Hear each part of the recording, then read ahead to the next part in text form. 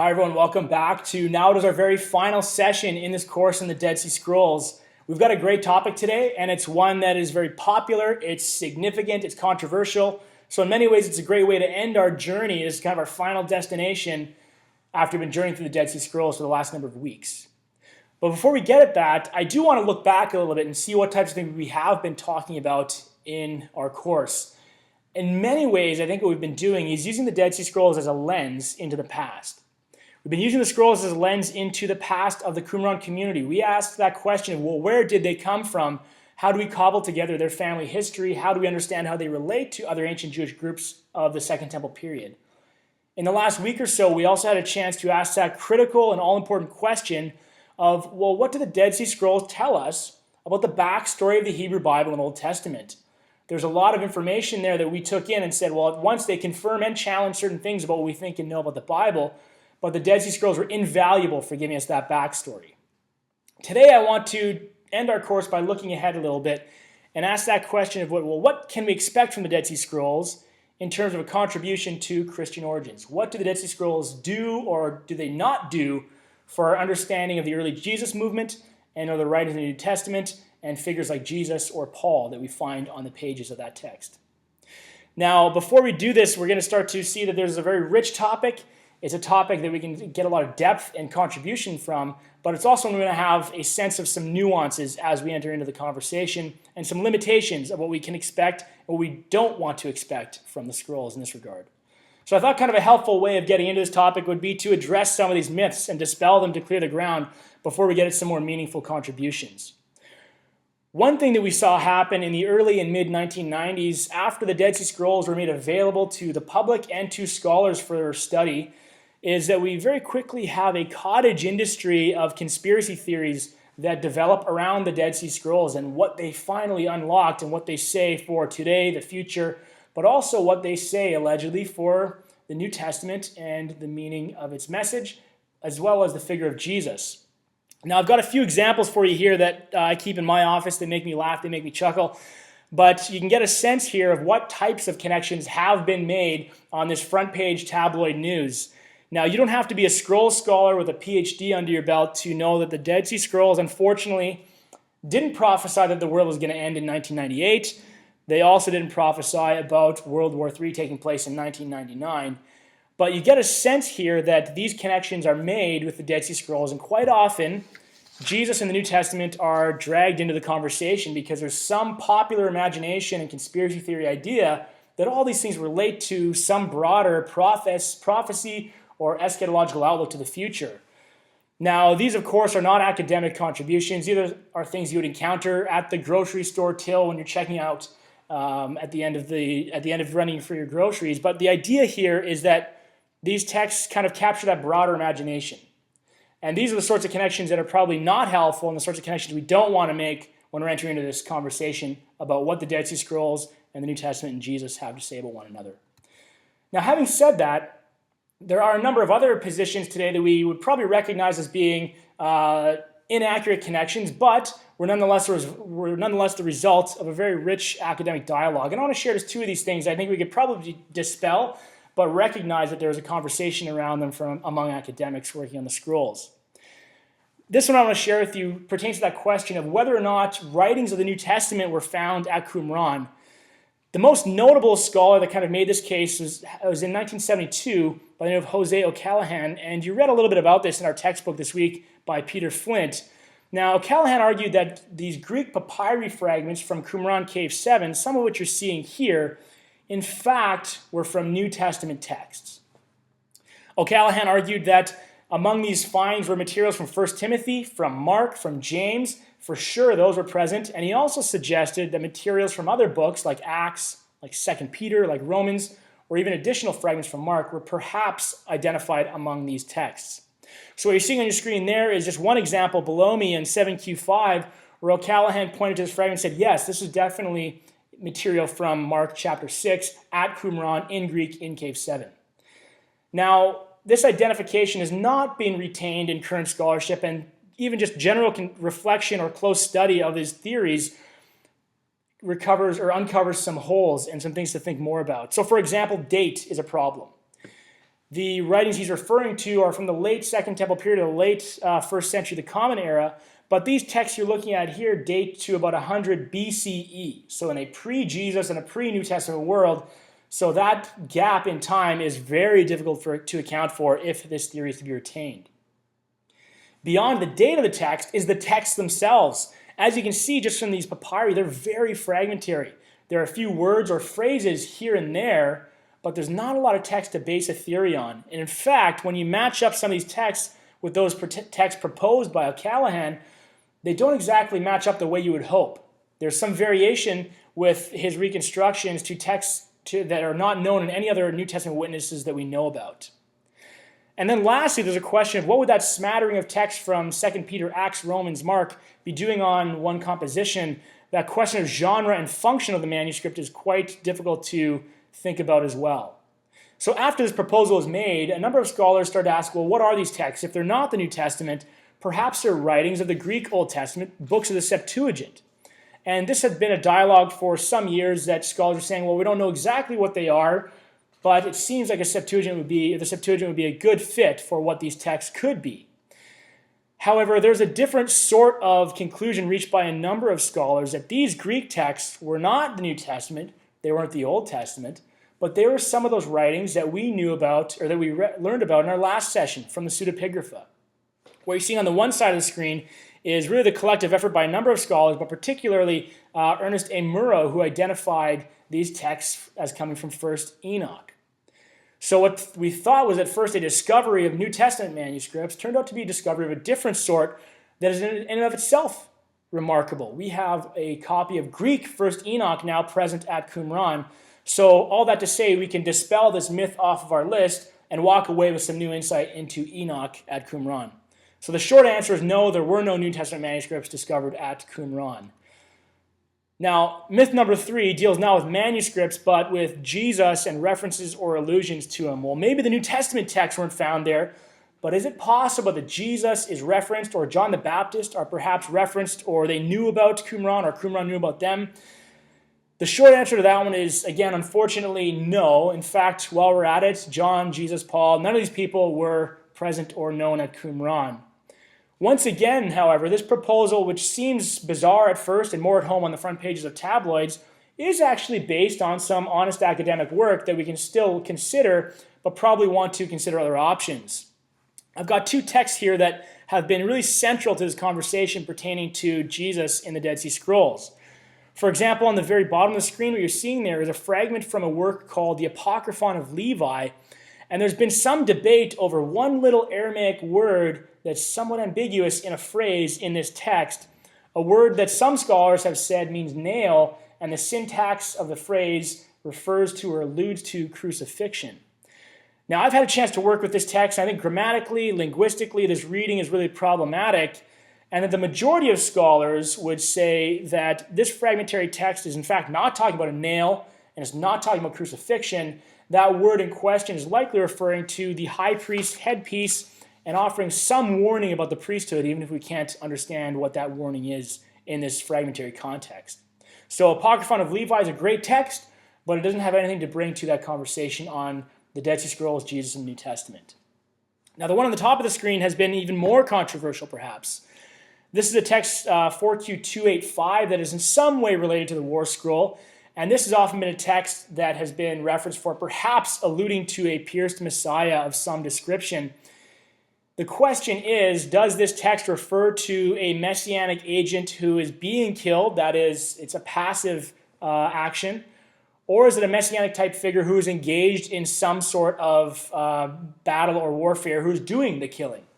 If it's the former, if it's a passive agent, this might be a text that refers to a suffering and dying Messiah, which is very suggestive for New Testament writings and theology. But if it's the other direction, then it really has no connection to that idea in the first place. I think most scholars today would argue the latter, that this text, unfortunately, does not refer to a passive dying Messiah. Once again, if you are a student of biblical Hebrew and biblical Aramaic of these texts, sometimes you'll find that just language, syntax, philology, they answer most questions. And if you translate this text closely, I think the most natural answer is to say that, again, This is an active agent. It's a Messiah engaged in some sort of battle, warfare, or killing. And that idea, again, is at home with texts like the War Scroll or several other texts among the Dead Sea Scrolls that envisage that eschatological battle. So we could call this myth number 3, that these two texts and a few others like it do not refer to something that is very closely to what we find in the New Testament. They don't refer to Jesus or a suffering or dying Messiah. So we've talked about tabloids, we talked about New Testament writings, and then this question of, is Jesus or a suffering Messiah referenced at Qumran? Is crucifixion referenced at Qumran? And the answer was no in all three of those cases. So I want to circle back to our original question. Well, what do we expect from the Dead Sea Scrolls? If those popular misconceptions and even some of those scholarly proposals can be put down by the wayside, what contribution do they make? This is a huge question, and I'm sure there's probably more that we could look at than we'll have time to do today, and I'm sure there's even more work that needs to be done before we get a final answer on this issue. But simply put, I want to remind us that there's no way of understanding the full impact and the meaning of the New Testament without digging into Second Temple period literature. So even if we don't find as clear connections as we'd want from the Dead Sea Scrolls or the Apocrypha or Pseudepigrapha, all of that material is essential for understanding the New Testament and the message of Jesus. We need sources like Josephus, we need sources like Philo, especially the Dead Sea Scrolls, just to help us recapture what that world looked like, what life looked like, what literature looked like, what belief and practice looked like. So all of those things in a general sense are helpful for understanding the world that eventually produces, or that the early Jesus movement and the New Testament eventually come out of. These literatures catalog things like what community life looked like, what theological and exegetical interests were operative in the day, and they give us a window into this period that we would lose out on if we didn't have them. Now that's kind of a broad picture, but I do want to give us some more particular examples. If we're going to look at anything, I think we could look at two figures. And I want to look at the most important figures in the New Testament. Obviously Jesus, kind of a big deal in the New Testament, right? And Paul, also a big deal in the New Testament. And I want to look at these figures in light of the Dead Sea Scrolls and ask, well, what can we learn? Can we get some fresh context? Can we get some fresh perspective on their messages and their writings when we look at the Dead Sea Scrolls for background in that ancient Jewish period? So I want to look at Jesus and Paul, and we'll look at one text from the scrolls that contributes to this question in New Testament studies. So let's start with our friend Paul. Now, we looked at a text a few weeks back that we'll look at again in a minute, that text 4QMMT, sometimes called a halakhic letter. In our translation by Wise, Abegg, and Cook, I believe it was called a sectarian manifesto. We're going to circle back to that in a minute, but what do we want to know about Paul in the New Testament before we look at that text? Now, Paul has gone down in history and in Christian tradition for a number of things. For his radical conversion from his earlier life as a Pharisee into a follower of the early Jesus movement, for his commitment to articulating the gospel and spreading the gospel and to building the church in his home turf in Judea and then eventually beyond into this Gentile mission he was on. In many ways, all of that stuff that we hear about for Paul's life and theology and activities as a writer and missionary, in many ways, those hang on one word, that word justification that has been so debated and dialogued on over the last number of years and centuries. Everything about Paul in some way or another, I think, relates to this aspect of his theology. Now, what Paul is getting at when he talks about justification is obviously something we can debate and talk about, but I think what he's concerned with showing is that somehow Jesus' death and resurrection opened the doors to being made right or righteous, for humans to be made right and righteous in proper relationship to God, to the God of Israel. Now, Paul unpacks this very advanced and very important theology in a number of places in the New Testament in his writings, specifically in Romans, as well as in the book of Galatians. So maybe you've read these books before, so I'm not going to get into everything, but I do want to look at just one example of where Paul addresses this question of justification and what it looks like. I think the question for Paul in many of these texts, certainly the text we're going to look at here, is the issue of how one becomes justified or made right before God. Is it of human agency? Is it completely of divine initiative? Is it of some collaboration of those two? Here's where I think it's really important to remember that before Paul became a proponent and advocate for the early church and the gospel, he confesses himself, I had a life as a Pharisee in the past. So when we hear Paul writing about some of these topics, what we hear is he's articulating the gospel in some categories and concepts that were familiar from ancient Jewish culture of his day. For example, in the same way that we explain things, new things we encounter in light of what we already know, Paul is, of course, presenting fresh insights here, but he's doing so on some existing and established categories and a framework. One of the things we hear Paul talk about in his dialogue on justification is this term works of the law. Now, this comes up about 8 times in the New Testament. One of the most important parts is in this text here I want to share with you in a moment. But this concept, works of the law, that phrase is something we want to have in mind and remember when we go back to Qumran. Now, in this text, Paul is talking about how one becomes justified. Is it collaboration? Is it innovation of a human being or by God? And he writes this. He says, "We ourselves are Jews by birth and not Gentile sinners, yet we know that a person is justified not by works of the law, but through faith in Jesus Christ." Now, Paul's discussion of the law here and elsewhere is very complex, and I don't want to oversimplify things, and this isn't a New Testament course, so we don't have the time to go into it. However, I think we can say briefly that Paul here is referring to some of the ways that some Jews that he's referring to in his day perceived of the significance or outcome of adhering to traditional customs or practices associated particularly with Mosaic law. Now, we don't want to paint every ancient Jewish group with the same brush. As we know from Qumran, there are a multiplicity of groups in ancient Judaism who had different beliefs and different commitments. However, I think Paul is concerned with showing that the law and certain permutations of rigid adherence to it were not a means of salvation, that the only means of salvation is through faith in this risen Savior known as Jesus. So that's really the issue that he's getting at here when he's talking about this in the letter of Galatians, for example. But can we get a bit more context for what he means by works of the law? Scholars had debated this term for years before we had discovered the scrolls and are still debating it now. One of the things we do see at Qumran is this word, this phrase, works of the law, shows up in a very interesting context, and it gives us some new perspective on perhaps what was going on in that letter, in those letters where Paul uses this term, and some of those dialogues that he's having with other early Jewish and Christian groups. Now here's a fragment and an excerpt from that text, that 4Q MMT text we read a few weeks back.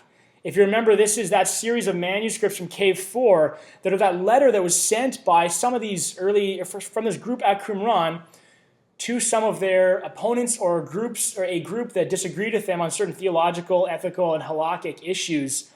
So what we hear in this letter is about 20 issues are presented in the text. 20 issues where this group of Qumran thought that their opponents or the recipients were off base in their practice or thought. Things like proper sacrifices, things like purity, things like festival observance and Sabbath observance. All of these things show up under this category. Now, in one place, or in a few places, we get references to this term, works of the law. At the very end of this letter, we have the following excerpt that I want to read the whole thing because it's very important for what we're talking about here in Paul, the Dead Sea Scrolls in the New Testament. The letter at Qumran ends like this. It says, "Now we have written to you some of the works of the law, those which we determined would be beneficial for you and your people, because we have seen that you possess insight and knowledge of the law. Understand all these things and beseech him to set your counsel straight and to keep you away from evil thoughts and the counsel of Belial. Then you shall rejoice at the end of time when you find the essence of our words to be true, and it will be reckoned to you as righteousness, in that you have done what is right and good before him, to your own benefit and to that of all Israel." Now, like in Paul, of course, scholars debate the imports and the implications of that term, works of the law.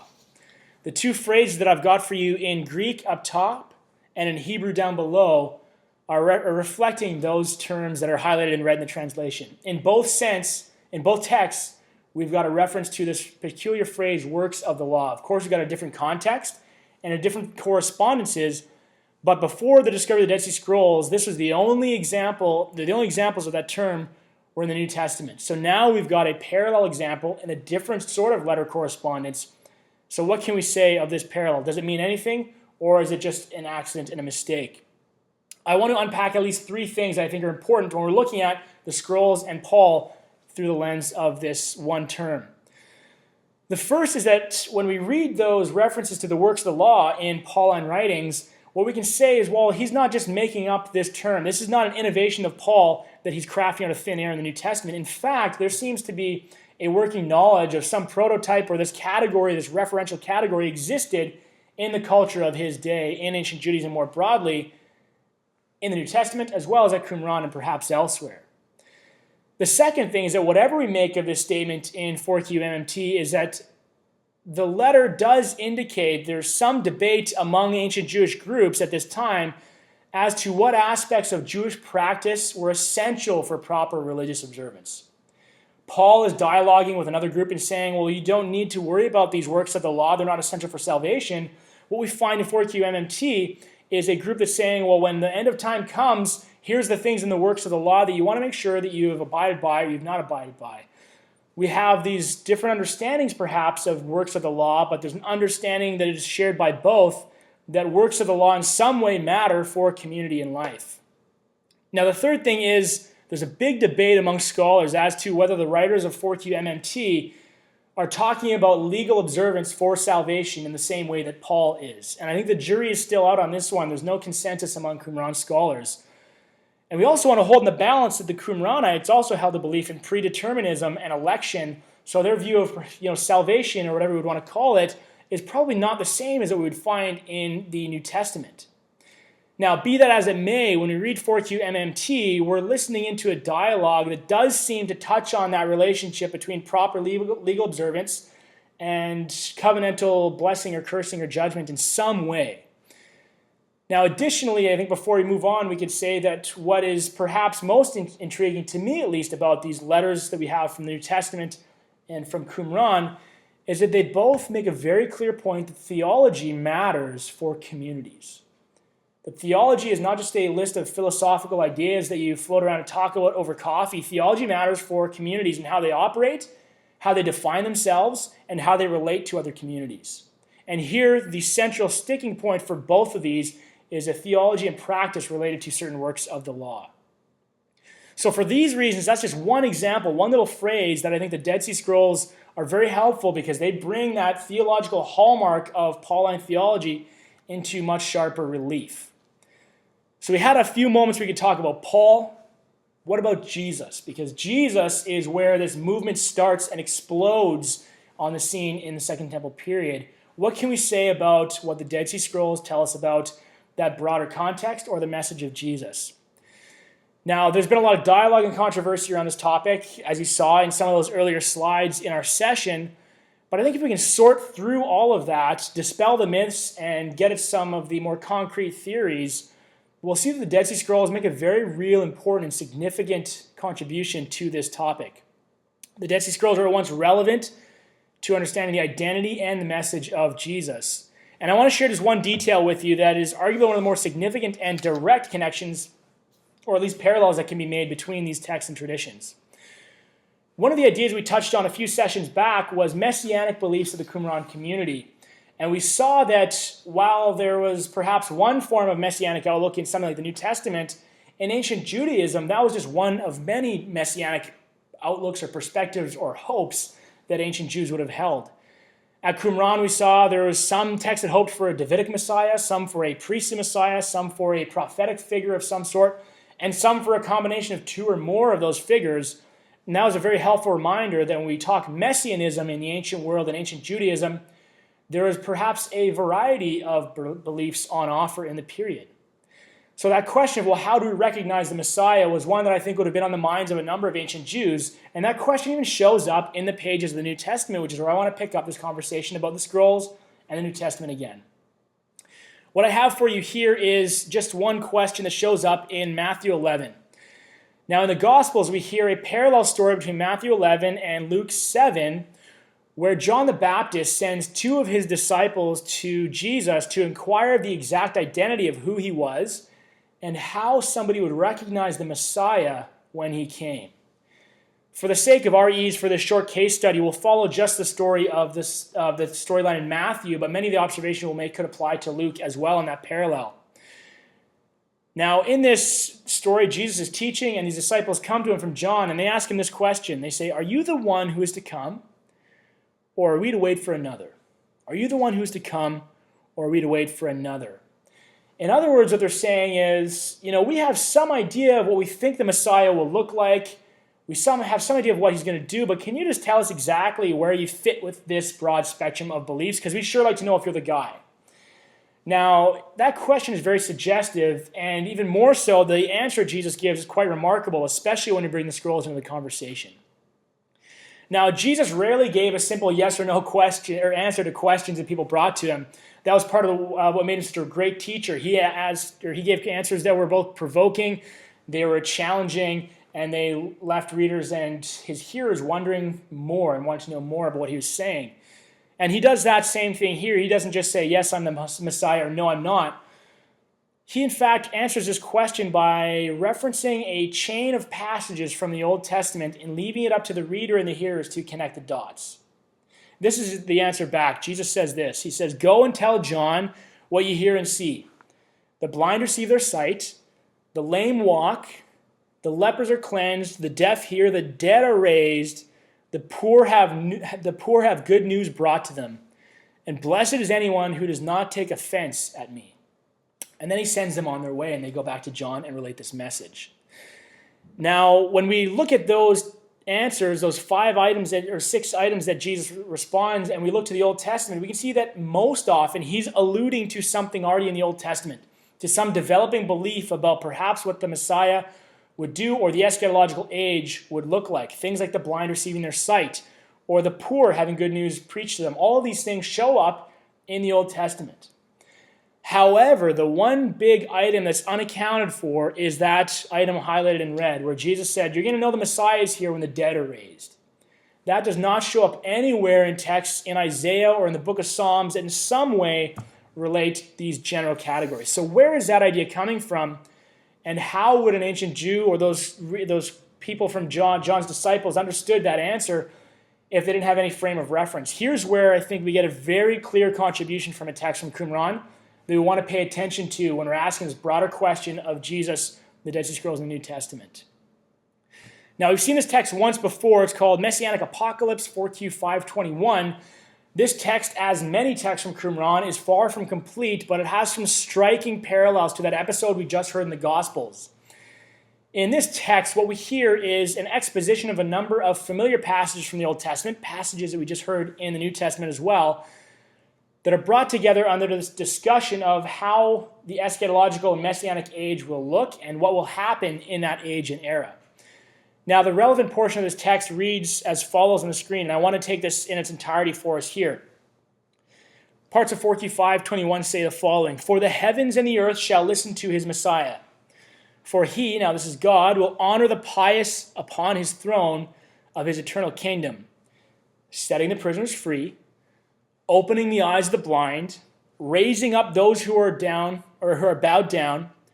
For he shall heal the critically wounded, he shall revive the dead, he shall send good news to the afflicted.